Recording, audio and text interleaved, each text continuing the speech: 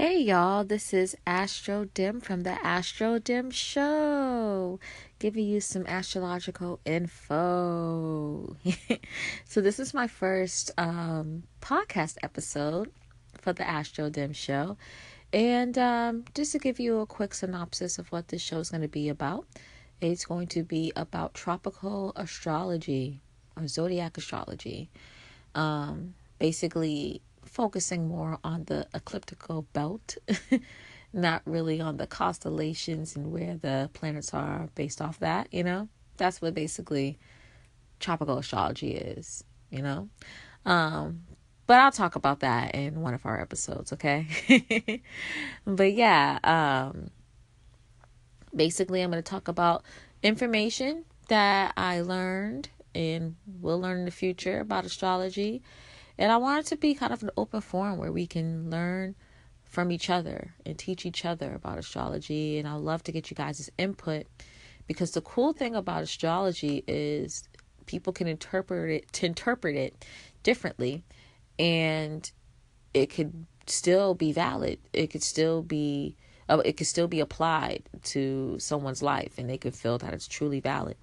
So, yeah, I want this to be like a teaching, learning opportunity for us all. You know what I mean? All right. So the first episode, I want to talk about Juno. Yes, we're going to start this episode talking about love.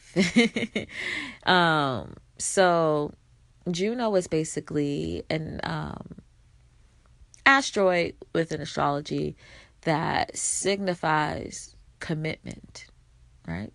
So I wanted to give you some astrological information about it at first.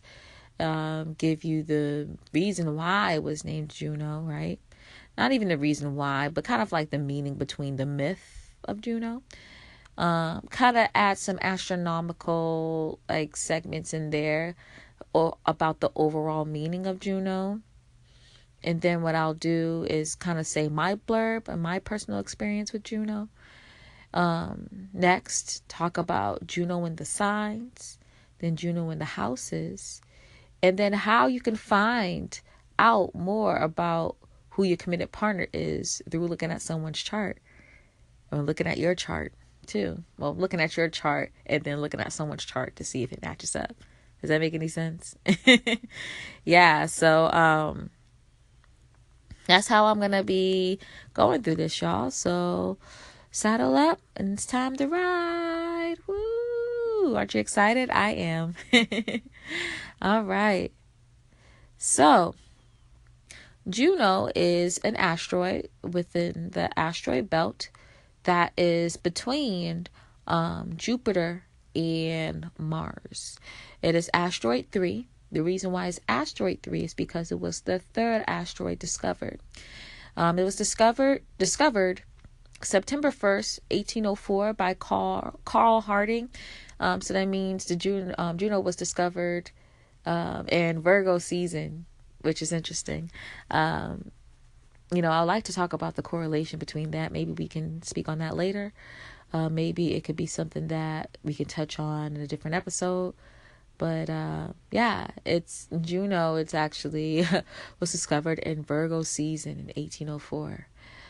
It's the 11th largest asteroid.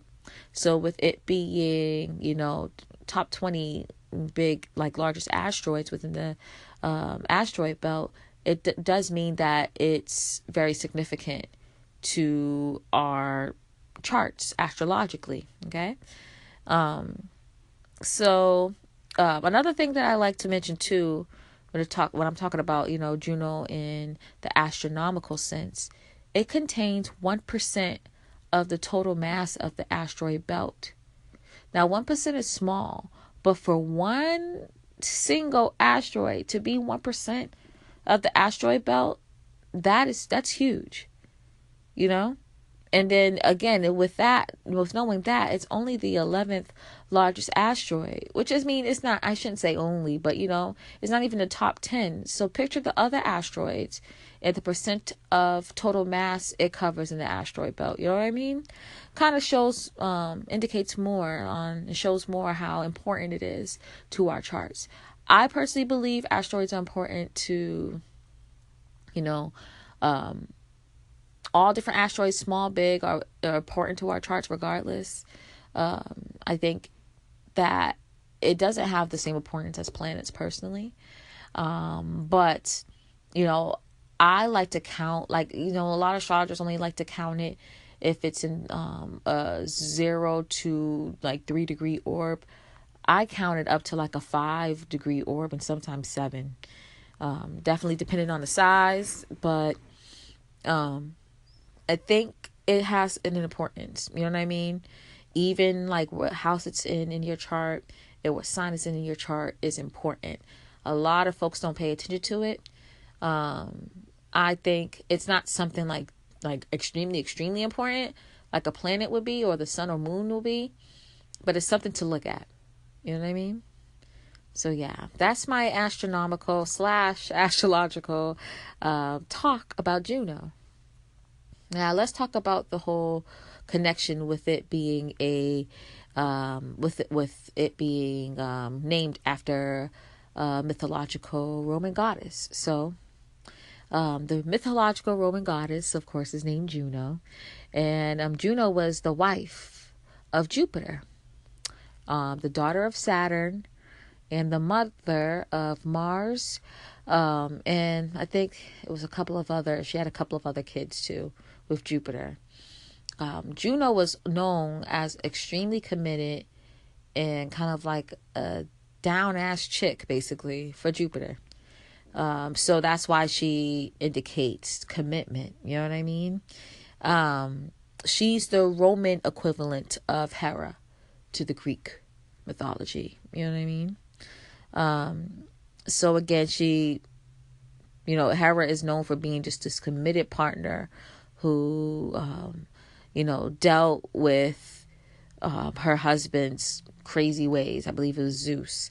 And so, it's just kind of just showing the importance of commitment within the power and the energy of this asteroid. So, again, like I said before, I'm saying it multiple times. I'm going to be saying it a lot. Juno represents what you need in a commitment. A lot of astrologers like to kind of separate the meanings of what it means for men and what it means for women. I personally don't do that. I just see it as what you need in a commitment, point blank, period.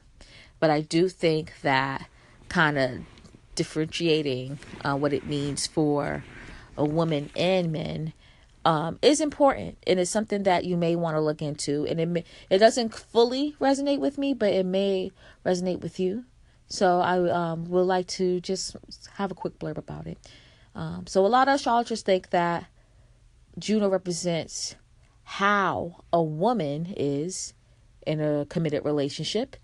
And for men, it represents what they are looking for in the relationship after they are in the committed relationship. So not what they're looking for when they first see someone, the first perception, because, that could be a sexual attraction. That could be just a random interest in them. But what they are expecting of a woman after they're committed in a relationship, that's for the men. So if it resonates with you, feel free to speak on it. Let me know how you feel. I just like to call it the committed partner, what you need in a commitment, what you're seeking for in a commitment. And that's no matter if you're a man or a woman, or no matter if you have a masculine energy or feminine energy, because there are men out there that it resonates more with feminine energy, and there are women out there that resonates more with masculine energy. Okay, so don't get it twisted with that. All right. I'm using the gender fluidly. Okay. All right. So, next, I kind of want to mention, the connection of Juno, mythologically and astrologically, right? So, one thing I noticed with Juno is that she is the daughter of Saturn, the husband of Jupiter, and the child of Mars, right? And I feel like of course, these are all planets, Saturn, Jupiter, and Mars, and Juno is a mere asteroid. I feel like that these major planets truly do indicate the essence and the energy of Juno. Okay. So for instance, Juno represents commitment. Saturn is connected to commitment, to responsibility for something that's long term, for something, for, not I would say, as of course Saturn represents authority, but something that you kind of just have to keep your ears open to, something that you can't dismiss. Saturn's like the major life lessons. It's just the kind of like the things that people don't want to really focus on, but they have to because it's important to get to where they need to get to. You know what I mean? And so Saturn also represents time, father time. That's what it's also known as. And so when Saturn is usually aspected or connected to another planet, it represents that, this is going to be something for the long haul. And with commitment, it's something for the long haul. So I think that's interesting how Juno is connected that way. Now, Jupiter represents the husband in astrology. So a lot of people, when they talk about Juno, they openly say that this is usually representative of a relationship between a male and a female, or masculine energy with feminine energy. But a lot of astrologers are still trying to fill out what Juno means for people in same-sex relationships.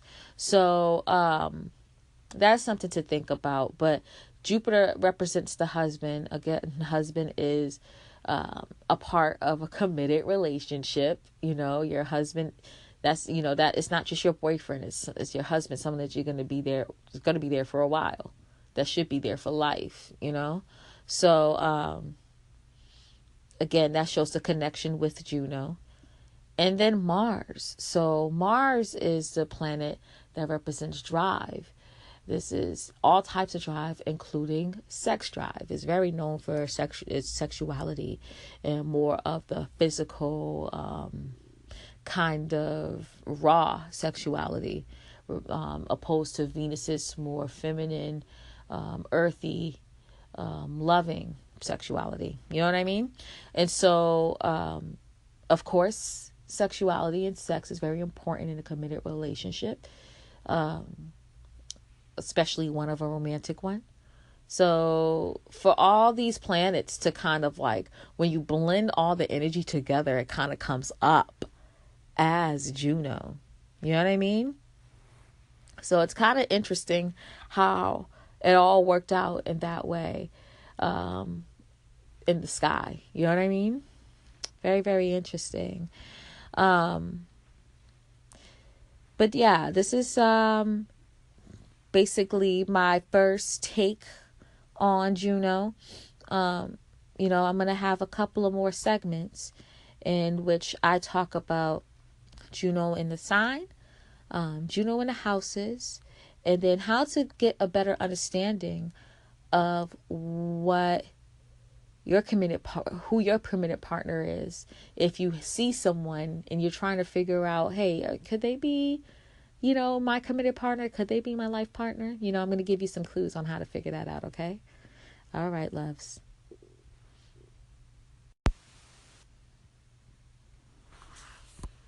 Hello, guys. I'm back again talking about Juno, right? So now I'm going to talk about Juno and the signs. So the cool thing about Juno in your astrological chart, Juno in a specific sign shows basically what you need in a commitment, what you need in that person, in that life partner that you're looking for, right?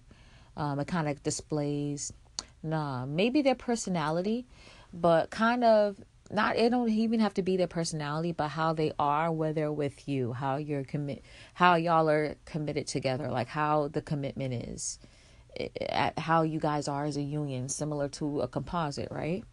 So let's go ahead and go down each sign and so I can give you guys a better understanding. This would be a quick blurb. I don't want to talk too long and go too hard on this, but I just want to give you guys a little synopsis, a little idea of what your life, who your life partner, excuse me, who your life partner is, or how their personality will be, and how you can tell by your chart, right? All right. So if Juno is in Aries, you have a person that's very into self. They might seem selfish. But the thing is, though, is that they see you as an asset. And so they see you as a person that can really help them. So they'll make sure, if they're in the right mind, of course, that they will take care of you to make sure you're good. You know what I mean? This person is really into how people perceive them in their first impressions. Is very important to them. Being strong, assertive, and an initiator, going really hard based off passion is very, very important to them, because they are a cardinal sign and they are a fire sign. So they really initiate passion and they really want to move forward. That's why, if it's in Aries, they're really known for kind of moving too fast sometimes with certain situations. So this person might do that. But they have a lot of heart and a lot of love, and they're willing to give it. And when they are with you, they really believe in you. You know what I mean? And they really will, love for the union in the relationship to be a lot more full of passion. And they want things to they'll just be ready to just go and do. You know what I mean? They are doers. They are the ultimate doers. So that's kind of like my blurb on Juno and Aries. Now, Juno and Taurus, not the complete opposite, but they are not quick to do. Taurus is known for being lazy, and I wouldn't necessarily call them lazy. They just are very fixed on their certain ideas. They're very practical people. They're earth sign. You know what I mean? And so they're very practical. The things that they are practical in, or the things that they know, is things that they've tested through life. It's tried and true. They looked it up. They've researched it. So they see that they're always right. And they see that they have proof that they're always right. They have receipts. And so it's really hard for them to kind of open their minds up and see other things. They're very bullheaded because they've done the work and already seen that this has worked for them. So they don't really care about seeing what else could possibly work for other people. They're like, no, but this worked for me and it worked for me this way. Here's the receipts. There you go, right? Taurus also represents, money and self-worth, right? Which are two different things. Material worth and self-worth are two different things. Self-worth, of course, is more of an emotional, internal thing, and material worth is of the 3D. So these people are really, really big on not only building your esteem up, so you can go ahead and take over the world with them. You know what I mean? Build your heart up so you can be strong with them and get things going. But they help build your money up too. You know what I mean? The thing that I always say about the Taurus energy is, in order for you to get the money, you know what I mean, that the Taurus second house in Taurus energy represents, you have to work from within. You know what I mean? So it's not just, Taurus energy is not just money. It's just not material worth. It's self-worth. It's building yourself within so you can get the things that you want. You know what I mean? Second Taurus energy and second house energy is really important to committed relationships, because you have to build your self-worth up, realize that you're awesome, that you love yourself, in order for you to get the committed relationship. You know what I mean? People are interested and attracted to people who are confident, and not no conceitedness, not that fake stuff. People can read confidence when they see you. You know what I mean? They can read your self-worth when they first perceive you. So the thing is with Juno and Taurus, these people will help build your self-esteem up, build your self-worth up, strengthen your characteristics, and in turn, it will help you strengthen your material worth as well. It's that aspect of their lives and that aspect of the commitment is extremely important to them. And it will be important in the commitment as well. And it probably will be important to you. Juno and Gemini.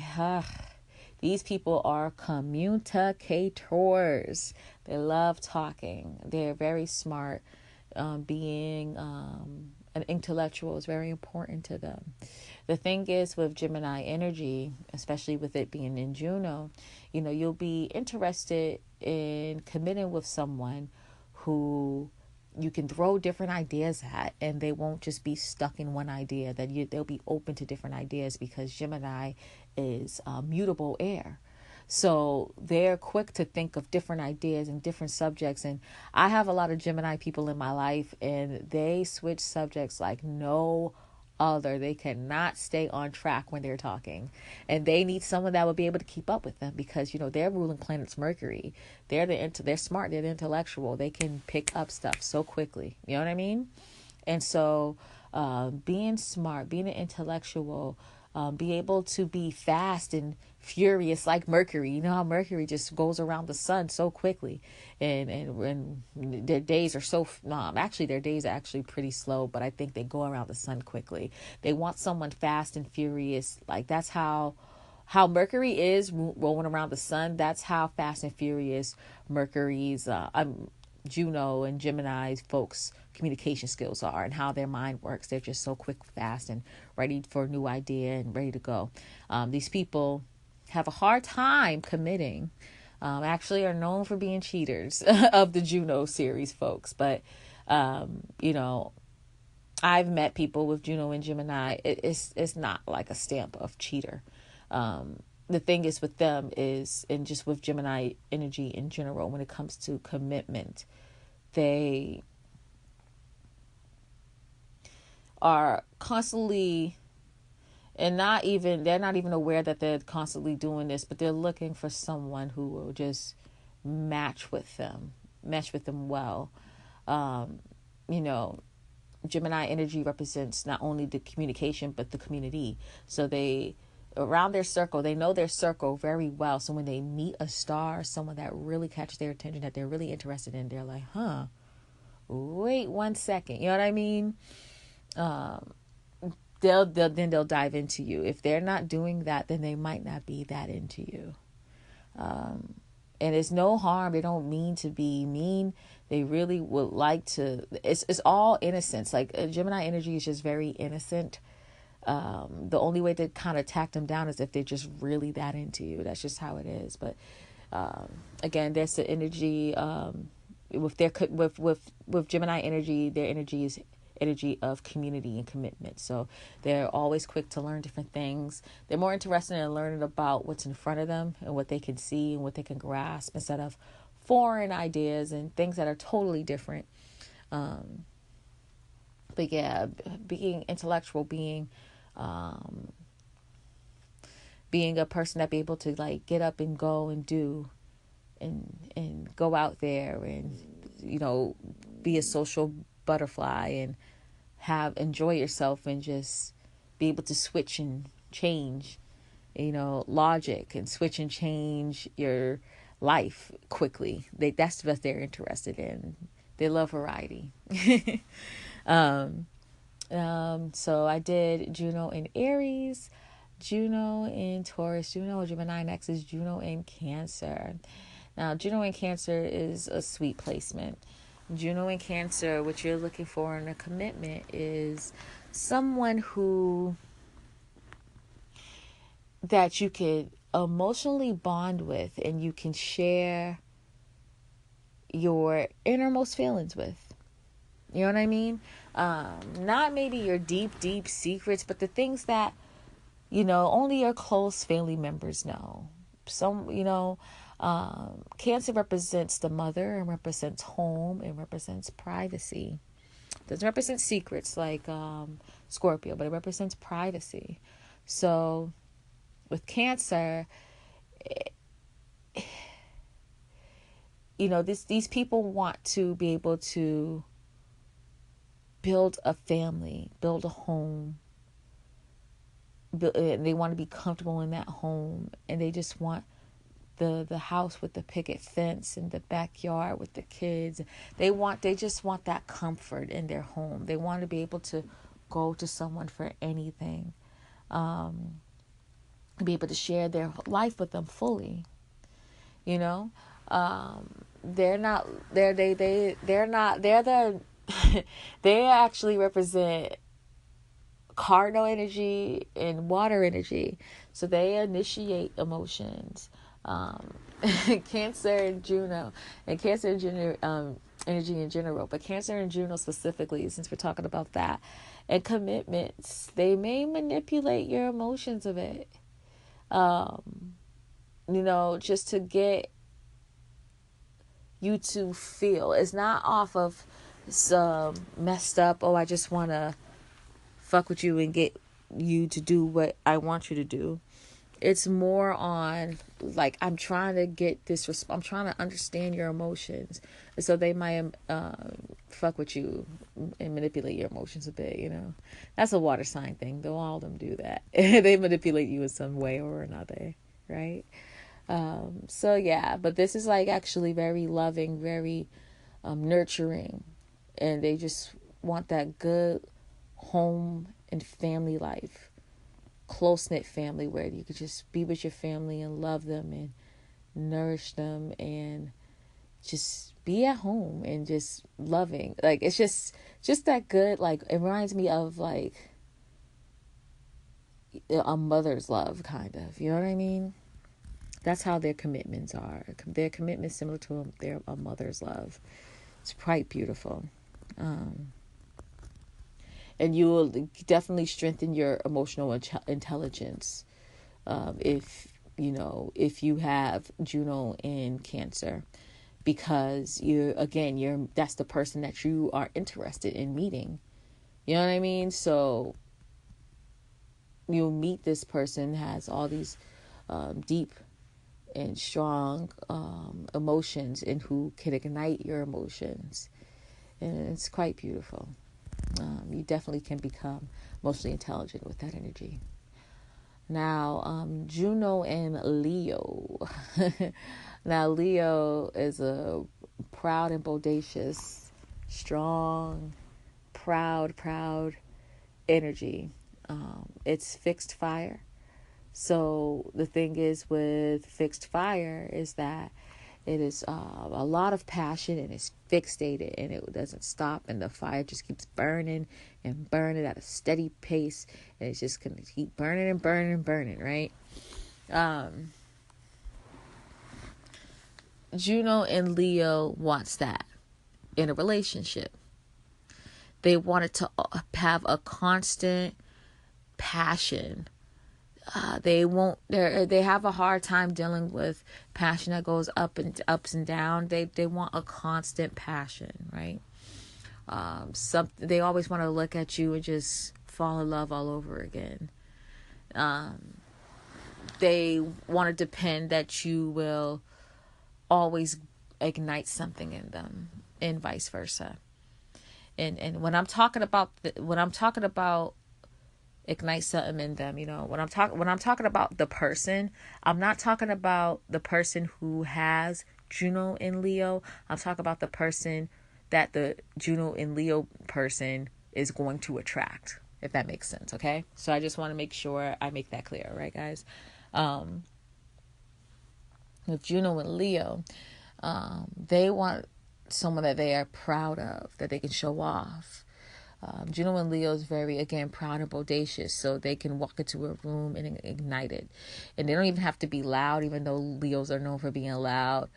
They don't have to be dressed flashy, even though Leos are known for dressing flashy. But they have something in them that just everyone looks back and be like, who is that?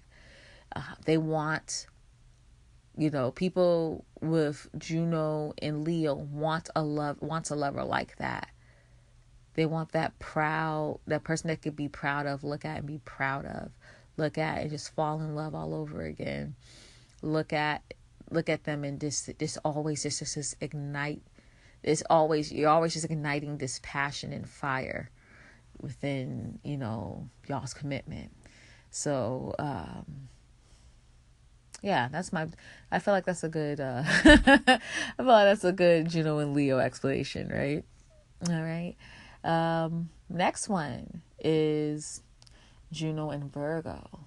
So Virgo is mutable earth. So they are very practical in love, but they are quick to make changes with their practicality to make sure that the love engine is running smoothly.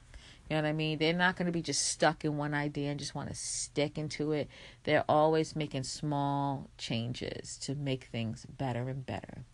So different from the Taurus energy, which is, they say they are like, I know this works, and yes, this procedure might be a little weak, but it worked for me this time, and I'm going to just continue with it. If they're not like that, Virgo will be open to making changes, Virgo is known as the earth angel a lot.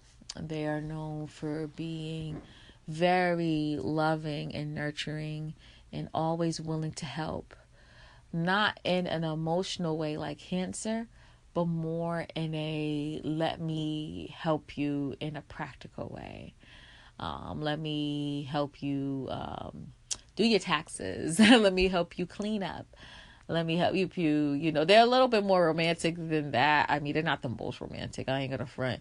But you know what I mean? Like, the person who has Juno and Virgo they want a person who will be able to help them get their life in order, kind of. You know what I mean? They want someone who has their life together and can use the things that this person did to get their life together and implement it into their life. You know what I mean? But the thing is with Virgo, they're known for being selfless. They're always here to help. That's one of the more dependable signs when it comes to romantic love. The thing is, they're not like the most romantic, but they are there and they are down for you. And that's what a Juno and Virgo person is looking for in general. Okay. Juno and Libra. So Libra, like Taurus, is a Venusian sign. And so, but the thing is that they're cardinal air. So what they're doing is they're initiating logical thought. So with air signs, I'll say with earth signs too, but definitely with air signs, it's very important for them to be very intellectual. It's very important for them to be very logical. So a person that has Juno and Libra, they're looking for someone who is logical, that initiates thoughts of being logic, initiates conversations, intellectual conversations, initiates things to get things going. But it's all in the mind though. They want it to be a little bit more intellectual than the Aries energy, which is more of a passion. You know what I mean? It's because Libra is a Venusian sign. Person who has Juno in Libra really wants someone who's beautiful. Taurus does too. But Taurus will be okay with not having the most beautiful face, but they would love, they'll be into someone who dresses well, who looks like they got their shit together. With a Libra person, they want someone who looks bomb. And actually, I can say that for Leo too. Juno Leo person wants someone who looks good, because again, they want someone, like I said before, with Juno and Leo, they want someone who looks good, they can show off, right? But you don't necessarily need to show off by looks. With Juno and Leo, Juno and Libra, they want the person to look good and not even to show off to other people. They just want to fall for themselves. It's very important to them. But again, these people, Juno and Libra, want someone who can kind of look like they got it all together, who initiates convo, who initiates things in general when it comes to the intellectual sense of things. That's very important to them for sure. Juno and Sagittarius. Oh, actually, excuse me, Juno and Scorpio. This is an interesting one. Excuse me. I'm gonna reel back, actually, guys. I'm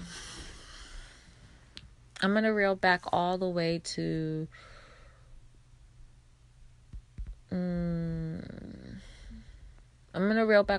Juno and Leo, okay? One thing I like to say about Juno and Leo, they want someone who, remember how I said that they are very proud and bodacious.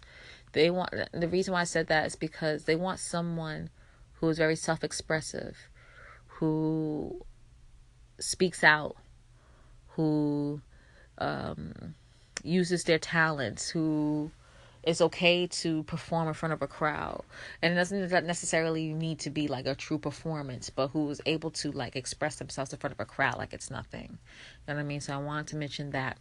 Also with Juno and Virgo, these people will want someone who is very organized and routine, and who can help make their life more organized and routine. You know what I mean? To get their life in order, to get their everyday life thing going. And that's not necessarily bad or boring, because everyday task, everyday small goals helps you accomplish your big ones. So these people are very detail oriented and can get your small goals to lead up to your big goals. You know what I'm saying? So it's pretty dope. And then lastly, Juno and Libra. These folks are, and what's very important for them is relating to others. So again, like I said, they initiate the intellectual conversation. It's very important for these people to be connected and committed to folks who can relate to others.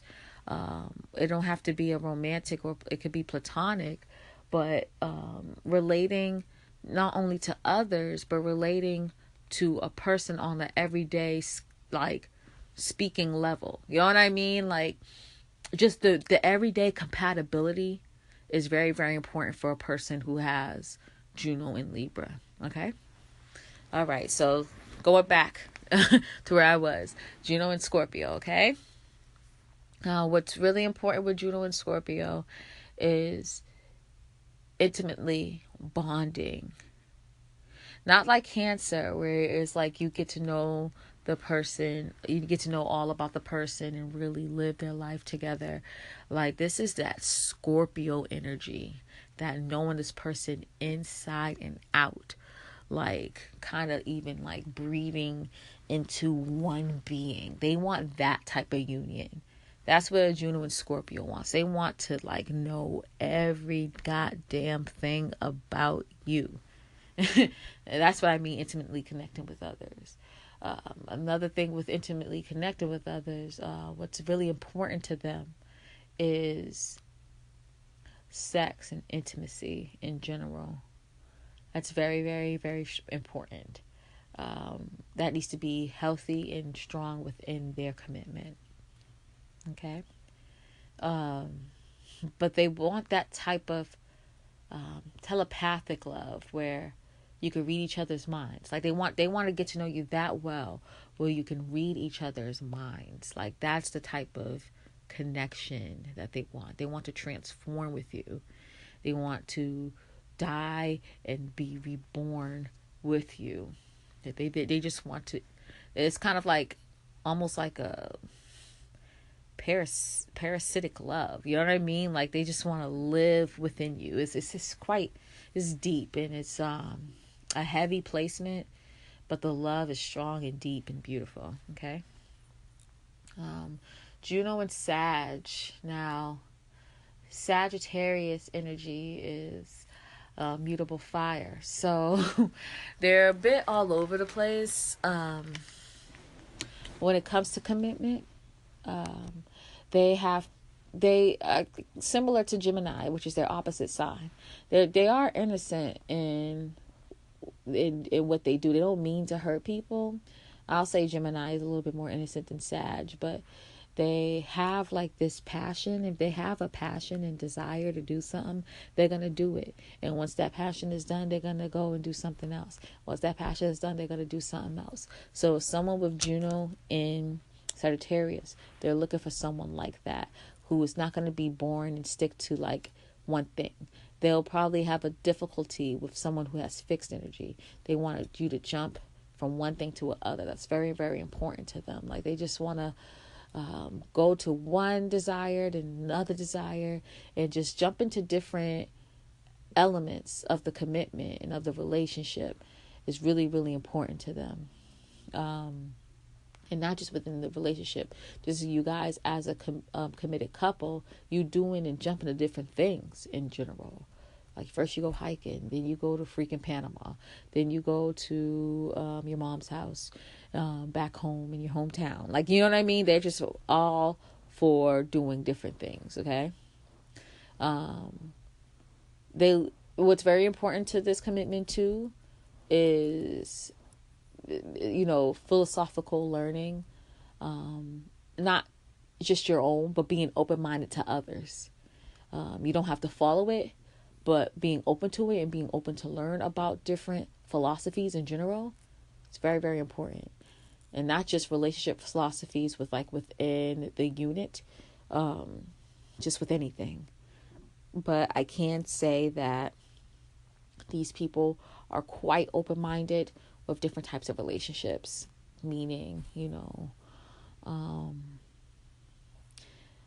like bisexual relationships or polyamorous, or, you know what I mean? Like even the bisexual is not just like a big hoopla thing, but like kind of outside the norm.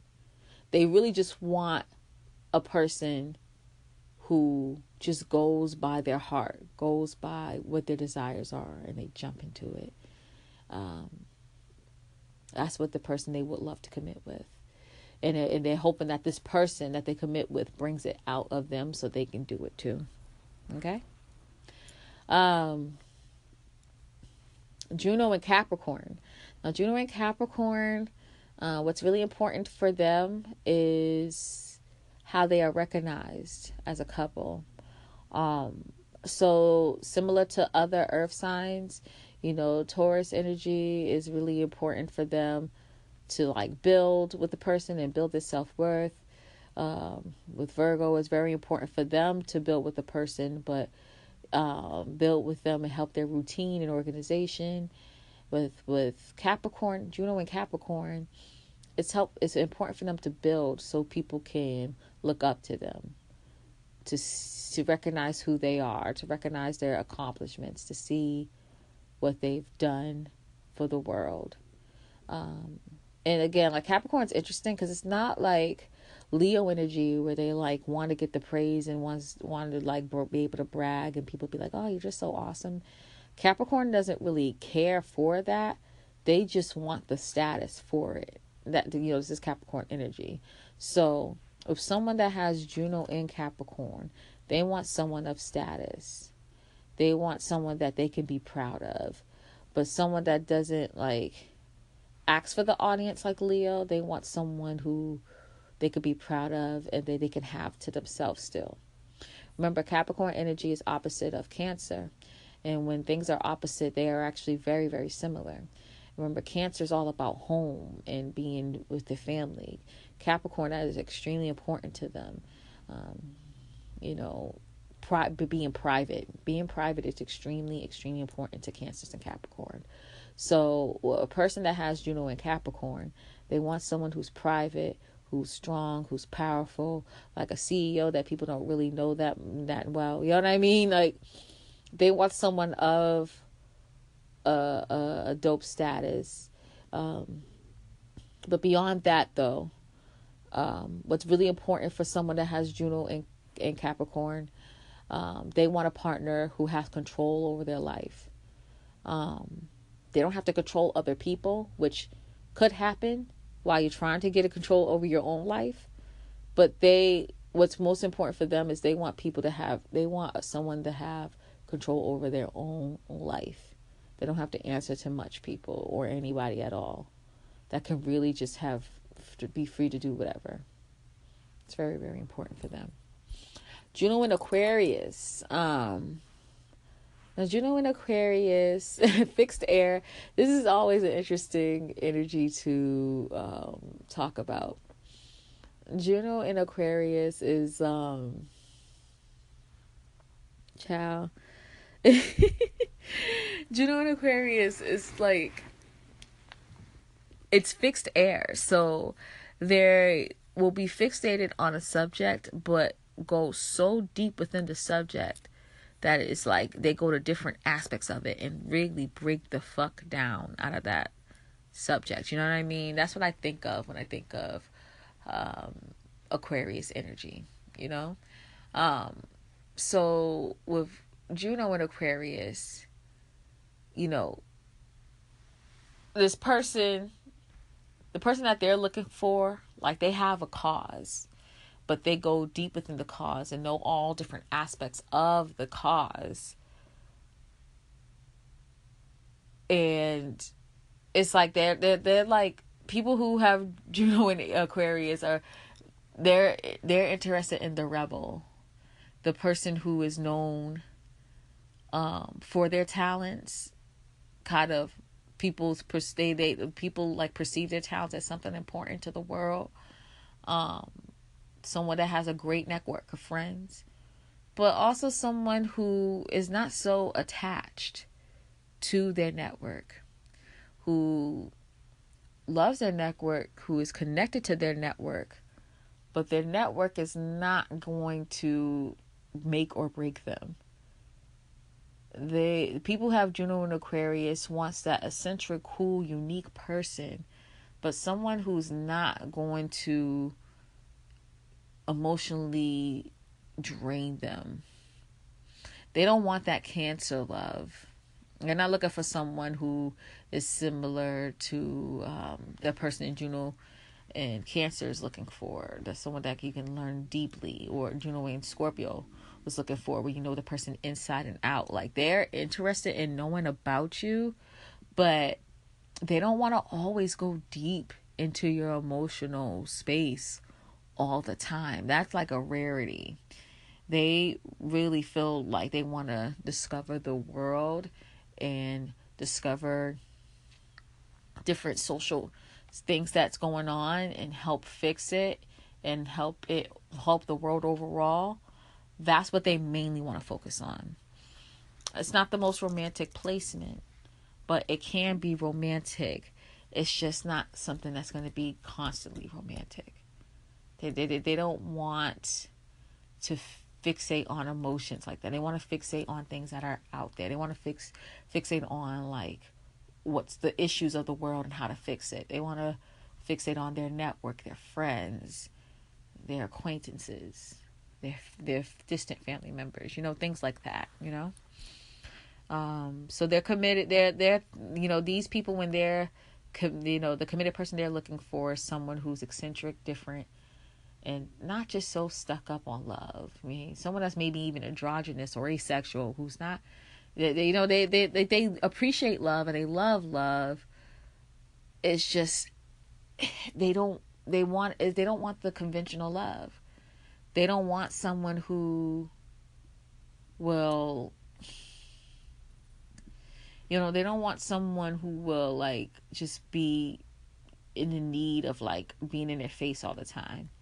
They'll be open to an unconventional love where they're married, but they live in different coasts, but they still love each other deeply. But they just want to do their own thing, have their own space. It's an interesting placement for sure. But this is kind of person that has Juno and Aquarius is looking for the eccentric. You know what I mean? Lastly, Juno and Pisces. Juno and Pisces person, they are looking for their spiritual soul mate. They're looking for someone who is spiritual. Like, I have this placement, so I can speak on this.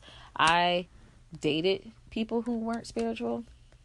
I've noticed that every time I date someone, they become spiritual, and I'm not the type of person that will bog down and like give you the word or nothing, because I don't have a word to give, really, because I believe in all different types of religions. I think everyone's right and everyone's wrong. But I've noticed every person I've dated became more spiritual being around me, and it's just me being me, not me trying to push an agenda. But as an adult, I can't see myself dating someone who is not spiritual. Like, it's just, I can't deal with it. You have to be open-minded about the unknown. You have to be open-minded about spirituality, about God. You have to accept God in your life somehow. You have to, you know what I mean? Just have some open mind about what's beyond the 3D. It's very, very important for these people. What's very important for these people too is they're looking for someone who recognize their self-undoings and try to fix it. They're interested in someone who will self-sacrifice. You know what I mean? For the sake of the relationship, because they are self-sacrificers themselves. So they just want to know that it will be done for them as well. They are a martyr, so they want a martyr too. You know what I mean? They're really they want a romantic love. And it could, I'm Aquarius dominant, and I still, in a weird, strange way, want some type of romance in my committed relationship. And Aquarius dominant, you just heard me talk about Juno and Aquarius. They are not romantic at all, child. Okay, but I somehow just want some type of romance. It's mutable emotions too. So these people realize that there's more to committed relationships than just the happy times. They want the good times. They want the bad times. They just want to know that you're just going to be there and be with them and experience life and the emotions of life with them. So that's what they're looking for. Okay, so that's my Juno in the signs. I'm going to later talk about Juno in the houses too, and also talk about how you can find exactly if someone is your committed partner, if you have someone in mind that you're interested in. Okay, all right, folks. So now I'm going to talk about Juno in the houses. Now this is going to be a little bit shorter than Juno in the signs, because I kind of wanted to give y'all a better understanding, and I hope that you guys understand that when I was talking about Juno in the signs, when I was describing the person, I wasn't describing you, the person that has Juno in whatever sign. I'm describing the person that you are interested in committing with, the person that you will commit with at the end of the day. Okay, in a long-term commitment. All right. So Juno in the houses, that differs because it kind of shows you where you can meet your committed partners. And this is funny with Juno too, because Juno mostly represents romantic partners, just because if you think about the mythology, or the whole story between Juno and Jupiter, they were married, of course, but it could mean any type of partnership. It could be a business partnership. It could be like a friendship partnership. But, I really see this as a romantic thing just because of the mythological story. You know what I mean? So, but just keep an open mind with it, Think about all the other partnerships you have and see if it connects with you, if you resonate. All right, so let's go through the Junos within the houses and see how it works, all right? So, Juno in the first house. If you have Juno in the first house, this is the house of self. So the person's just going to come up to you. You know what I mean? The person's just going to straight up come up to you and be like, hey, what's up? Nice to meet you. My name is blah. I would love to talk to you and see how you're doing. That's how your committed person is going to talk to you and get to know you, how you're going to meet them. They're going to come up to you. It's going to be something that has to do with first impressions, something that has to do with personalities, something that has to do with your persona, how you look. So it could even be like, you meet at a gym and the person see you working out and they see your form and they like go up to you. You know what I mean? Like, it has to do with like you as a person, as someone see you in your first impression. Like say if you have like Juno and Aquarius in the first house. Aquarius represents networking, and networking, you think about technology.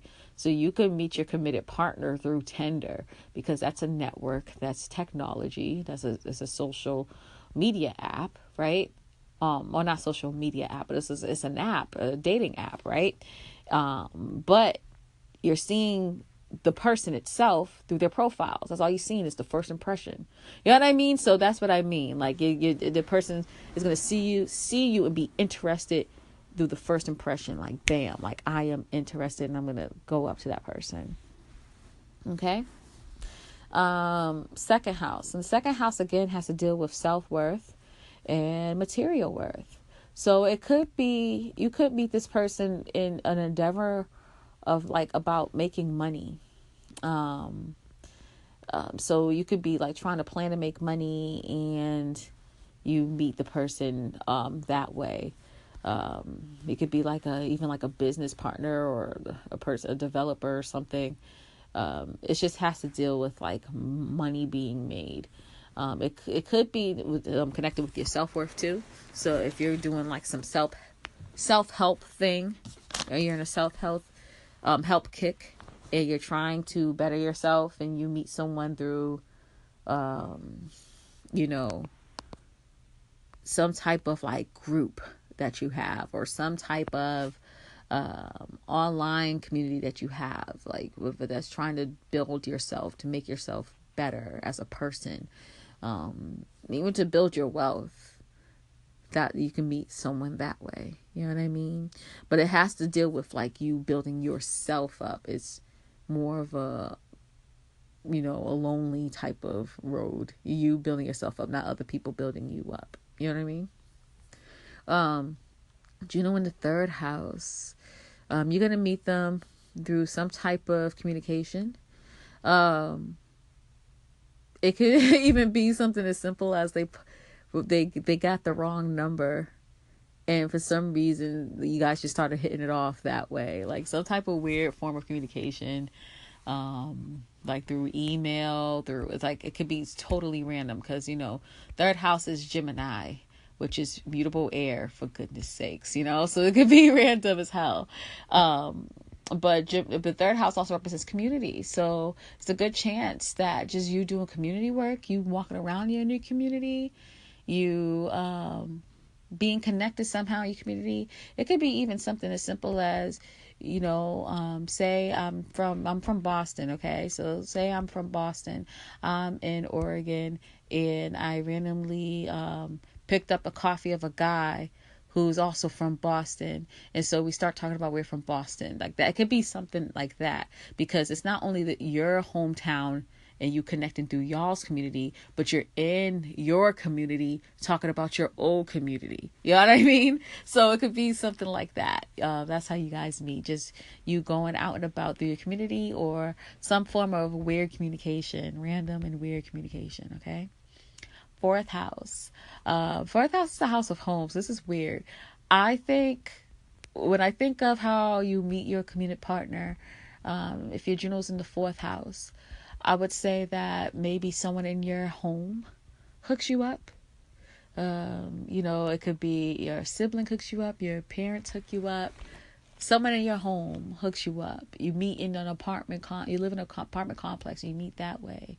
You date your your landlord, or your landlord hooks you up, or you meet near your house, like in your property of your house. It's something that has to do with your home or your family.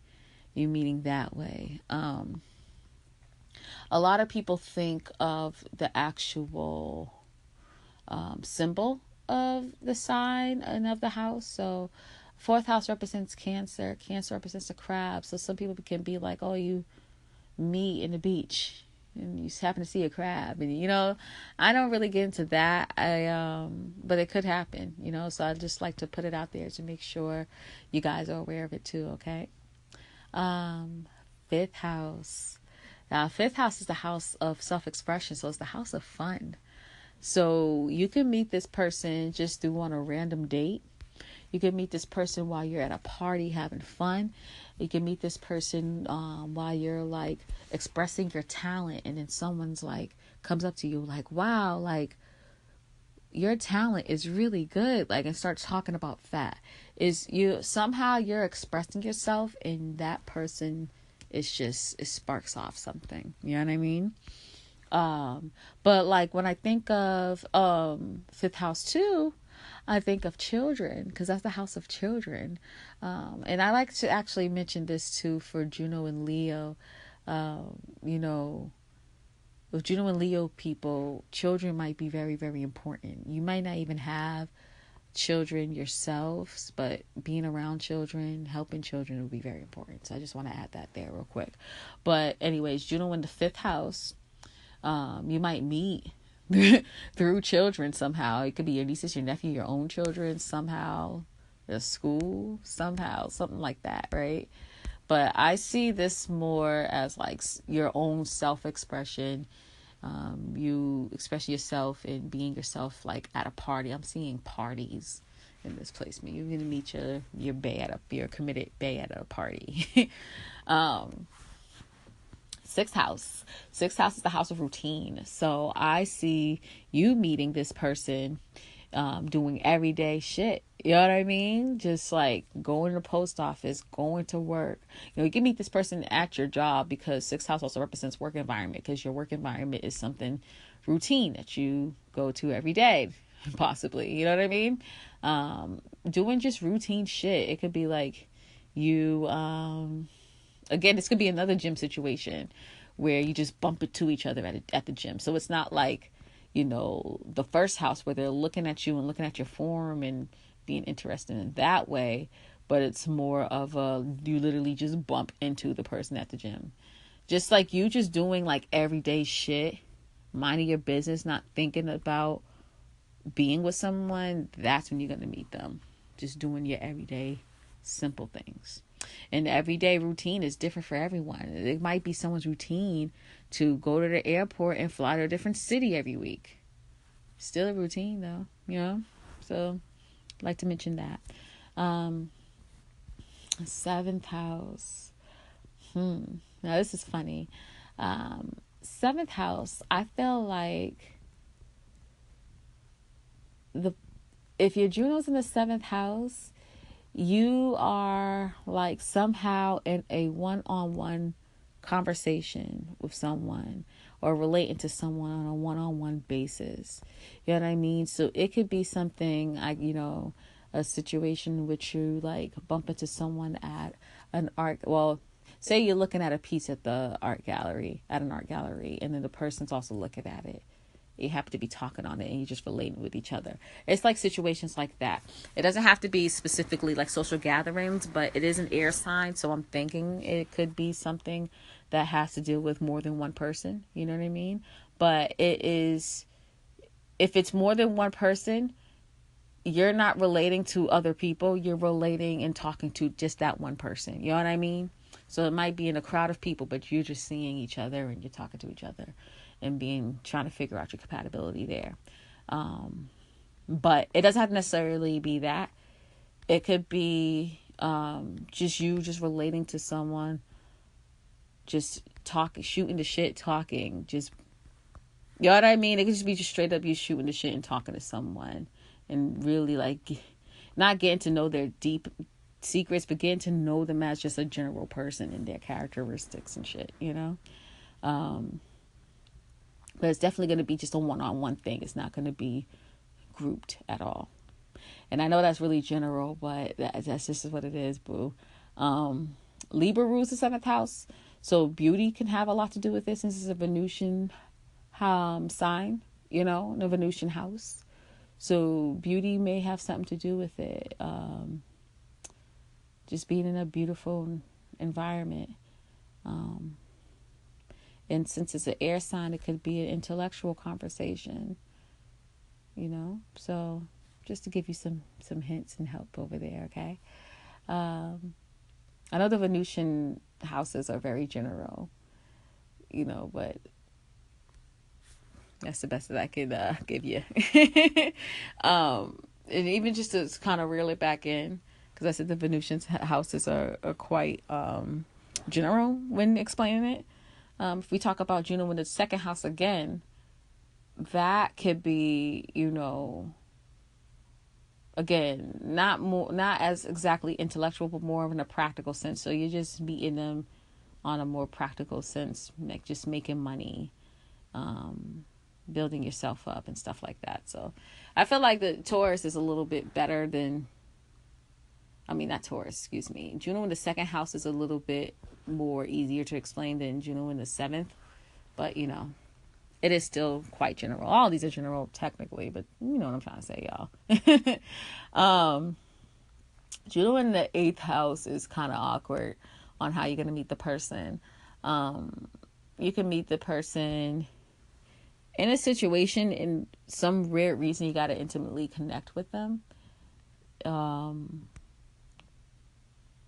You could meet them during a big transformative part of your life or their lives. So like I kind of am thinking of even like, you being interested in your like doctor or psychiatrist or therapist or something, you know what I mean? Someone that you have to strangely spill your life out. You like intimately bond with that person, Again, eighth house is a transformative house, so you can meet someone at a funeral. In this situation, you meet the person that you're supposed to commitment for life in any type of transformative way. The thing is with the eighth house too, it represents, shared money, because Taurus is, your own self money, self worth, material worth. Scorpio is the opposite sign, and it's shared. So, shared money, shared worth. So you can meet this person like at a bank. It could be your banker. It don't have to even be your banker. You just bump into someone at the bank.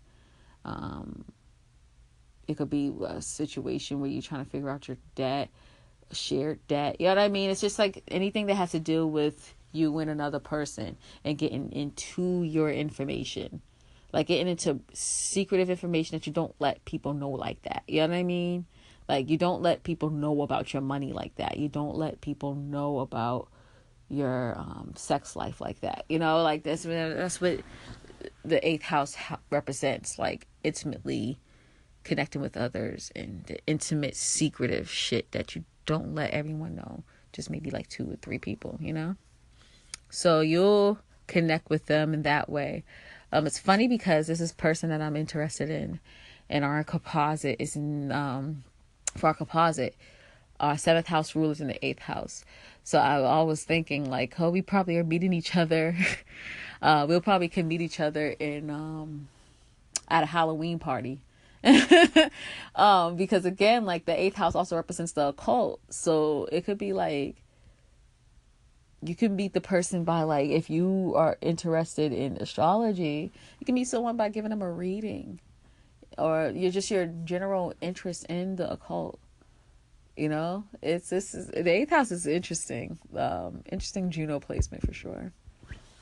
Juno in the 9th, you can meet this person at a higher learning institution. You can meet this person at a foreign land or an area that's just totally foreign from you. 9th house, the opposite of that's the 3rd house. So in the 3rd house, you can actually meet someone outside your town, but it's still around your town. While the ninth house, you can meet someone, but there's going to be the different country most likely, or the other side of the country. Since our country is so big, I mean, I live in the U.S., so U.S. is huge. So for me, it could be me meeting someone from like, freaking Washington, which is the same country for me, but a totally different lifestyle, totally different climate, totally different place, thousands of miles away. So that's that.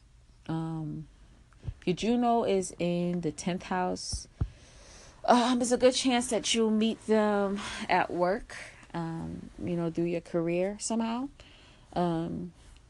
There's also a good chance too that the person recognizes you or you recognize them from something. You know what I mean? Like you're recognizable, and so they have to introduce you, and they probably will introduce themselves in a formalish way. But it's like you're recognizable for something, and they have to introduce themselves to you for a reason. It's not unlike the first house. With the first house, the person's like, "Ooh, I'm interested, and I'm wanting to get to know her." It's the 10th house is more like they have to reach out to you, and it just happens to hit off lovely. You're recognized for something, so they have to reach out for you because it's important for something else. You know what I mean? Juno in the 11th house. You can meet someone through a dating app. You can meet someone. You could be set up through your friend. Your friend hooked you up. You guys up. It could be, your cousin hooked you up. Someone in your network. It could be your friend. Someone that you were friends with at first, and then you end up becoming lovers.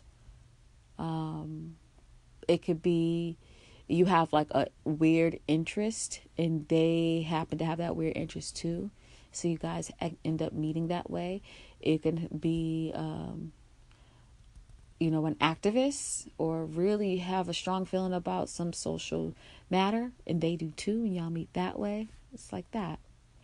And then lastly, if your Juno is in your 12th house, with that placement, it's so elusive and weird. You can meet this person through a blind date. Like you don't know who the person is at all. So it's like a setup, but you don't know each other at all. It's a great chance, if you have Juno here, that you guys have met in the astral realm before, or were past life lovers. And so the meaning and the understanding of your relationship is quite unknown, and so you're still trying to figure out how you guys have this connection. It's really weird. The 12th house placement's really weird.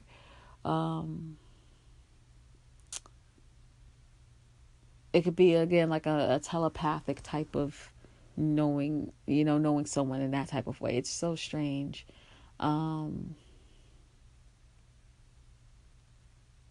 You can meet this person at an institution, at a jail. It could be a higher learning institution, at a mental health institution, like something like that. You know what I mean? Things that have to do with your self-undoing. Have you trying to better that or understand that, or you get in trouble from your self-undoing and you meet the person there. So it gets quite interesting. It can get quite dark, but it can also be, it's a fated love, I feel like if Juno's in your 12th house, it's definitely a fated love, or an astral love, or a person that you dreamt about and they are actually a real person, like stuff like that, All right, so that's Juno through the houses, okay? Next and lastly, I'm going to talk about how you can find Juno. If you can look at your chart and see where Juno is at in your chart, if you have someone that you're interested in and you want to see if they could be someone that you can really commit to for life, like just how you can double check that. That'll be my next topic. And then I'll do a little wrap up where I could, talk about everything else, okay? All right. Mwah. See you in a sec.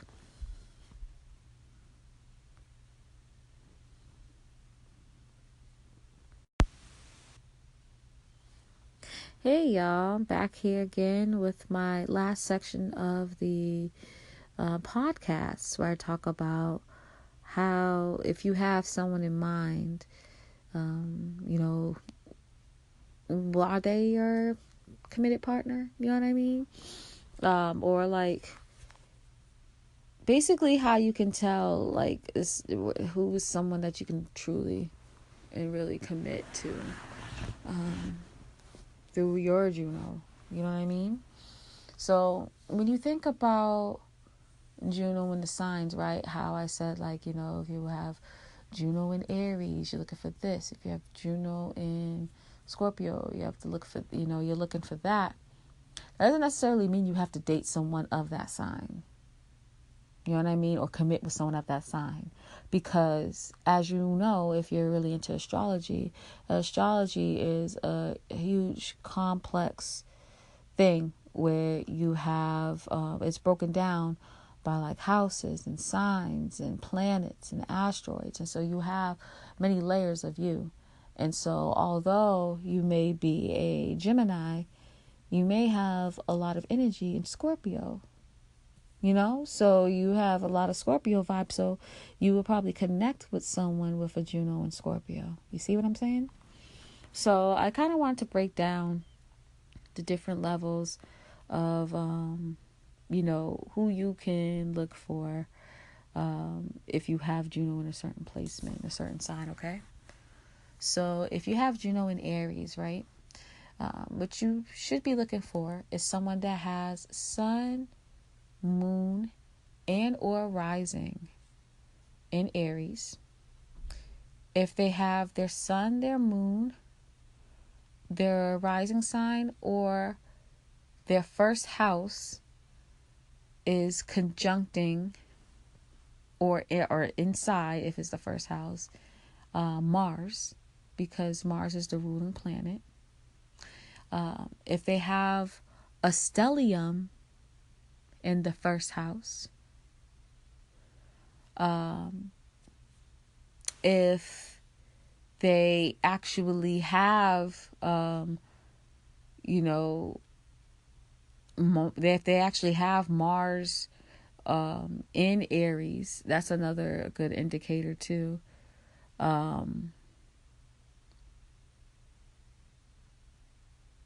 And if you guys happen to do your synastry in your composite, you know, it's a very Mars or Aries type relationship. Okay? So you see how this is a long list of possibilities. So the person doesn't have to necessarily be in Aries. There's multi-layers they can have. If they have like these leading parts of them that have Aries energy, there's a great chance that you can commit to them, okay? So let's do Taurus. You know, Taurus is, if your Juno is in Taurus, you're looking for someone who has sun, moon, and or rising in Taurus. If they have sun, moon, or rising conjuncting Venus, or if their first house is in Venus, has Venus in the first house, excuse me. If their Venus is in Taurus, what else? If their Venus is in Taurus, or if they have a stellium in the second house, or if they have a very Venusian or very Taurus synastry or composite. If you guys have a very Venusian or Taurus composite together as a couple, okay? And I'm going to go down each sign. It might sound repetitive, but I just want to make sure that people don't feel left out and they don't know all the information for themselves, okay? If you have Juno in Gemini, you're looking for someone who has sun, moon, and or rising in Gemini. If their sun, moon, or rising or first house is conjuncting Mercury, or if their first house have Mercury in, like they have Mercury in their first house. I don't know why I keep saying it that way. If they have Mercury in their first house, if Mercury is in Gemini, or if they have a stellium in Gemini. Just in case you guys don't know what a stellium is if you have 3 or more objects, major objects in that house. So, for instance, if you have your sun, your Neptune, you have Sun, Neptune, and Uranus in the 3rd house. You know what I mean? That's a stellium, okay? And again, if you have a very Gemini or mercurial, which is mercurial synastry and composite, meaning that you have like a lot of aspects in your synastry and composite that has to deal with Mercury, or you have a lot of Gemini in your synastry or composite, or a lot going on in your 3rd house in your synastry and composite, then most likely this is a person that you can commit with, and it could be your forever bae, okay? If your Juno is in Cancer, that means if you have Sun, Moon, or Rising in Cancer, then that's one. If the Moon is conjuncting your Sun or your rising sign, or if the Moon is in your 1st house, then that's a person that you can consider. If your Moon is in Cancer, it's a person that you can consider. If you have a stellium in the 4th house, it's a person that you can consider. Or if you have a lot of very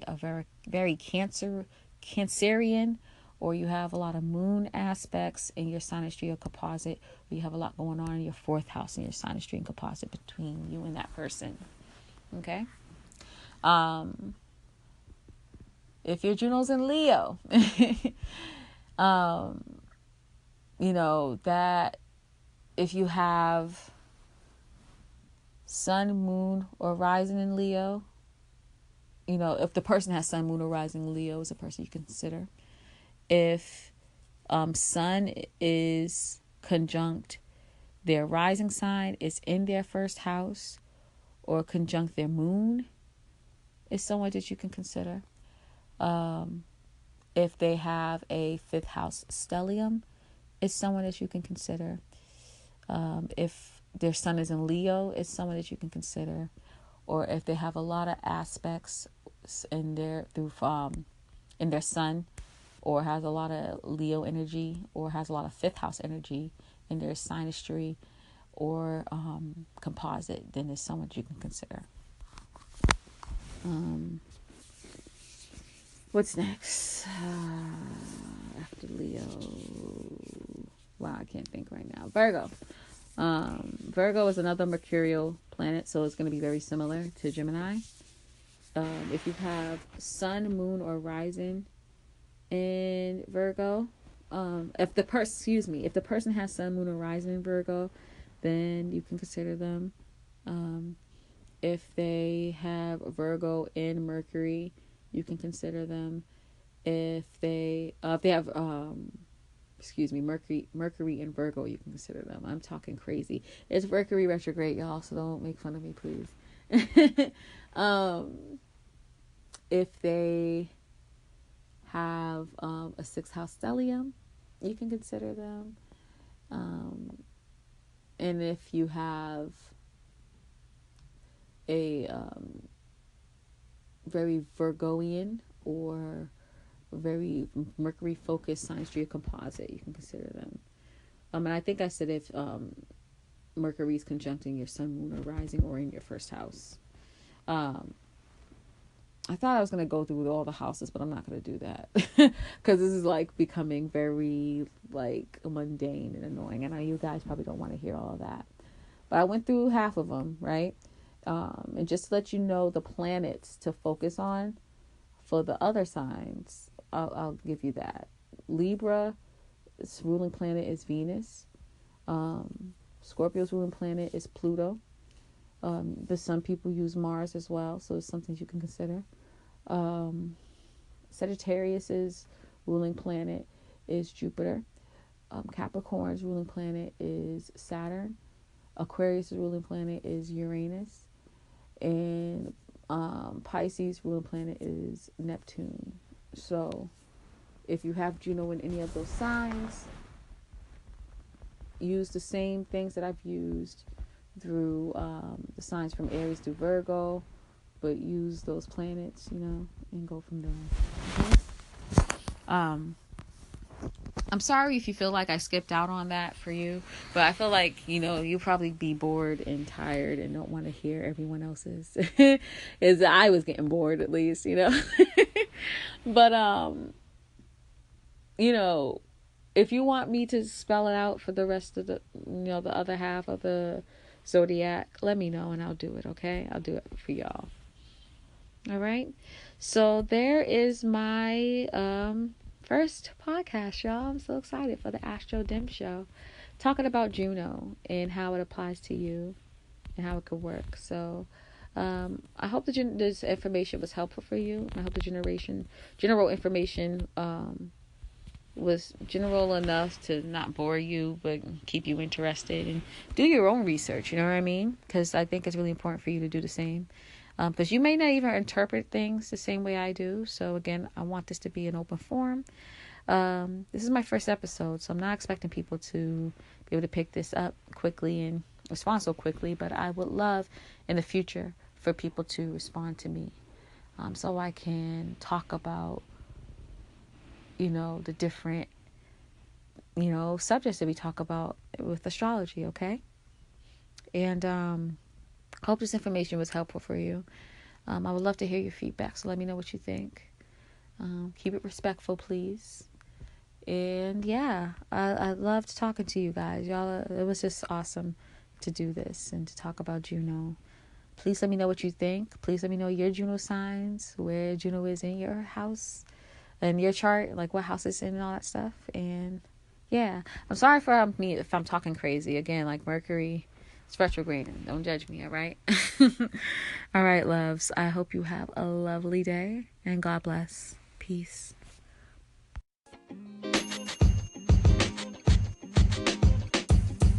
The podcast you just heard was recorded with Anchor. If you want to make your own, download the Android or iOS app completely free from anchor.fm/podcast. That's anchor.fm/podcast.